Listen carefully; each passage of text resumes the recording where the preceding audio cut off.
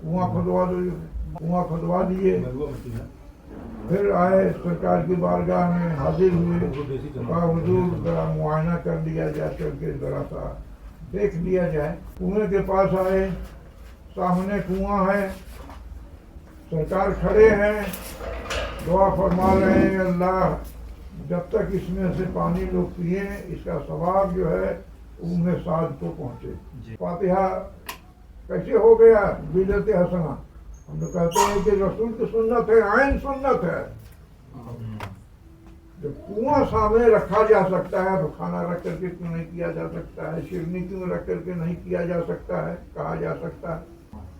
بتائیے. خود حضور نے فرمایا اول ما خلق اللہ نوری، اللہ نے سب سے پہلے میرے نور کو پیدا کیا اور میرے نور کو ساری کائنات کو پیدا کیا. یہ میلاد نہیں ہے تو اور کیا ہے؟ یہ رسول کی عین سنت ہے. اللہ نے جلسہ کیا تھا، وعدہ دیا تھا، تو اللہ کی بھی سنت ہے، رسول کی بھی سنت ہے. تو ہم کائے کو بدعت حسنہ کہیں؟ تو یہ جانتے ہیں کہ وہ مکمل سنت ہے. 2 عرس کرتے تھے وہ، ایک تو حضور سرور کائنات صلی اللہ علیہ وسلم کا، اور ایک جو ہے اپنے پیر و مرشد کا، حضرت خواجہ باقی باللہ رحمۃ اللہ علیہ کا. سال میں 2 عرس کرتے تھے وہ.